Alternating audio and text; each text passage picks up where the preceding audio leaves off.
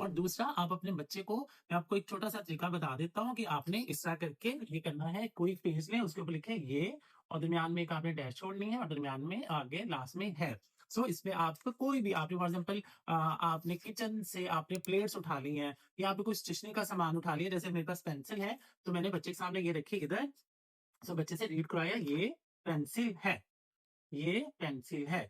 ठीक है? तो इस तरह करके आप आहिस्ता से अपने बच्चे को 2 वर्ड्स पर लेके आएँ, 3 वर्ड्स पर लेके आएँ। जैसे बच्चे ने अगर बाहर जाना है, वो सिंपल बाहर कहता है, तो उसे आप मोटिवेट करें, उसे रिइंफोर्स करें कि बाबा बाहर जाना, या फिर आप 2 वर्ड्स को आपस में जोड़ दो, बाहर जाना, खाना दो, बाबा आओ, खाना खाओ।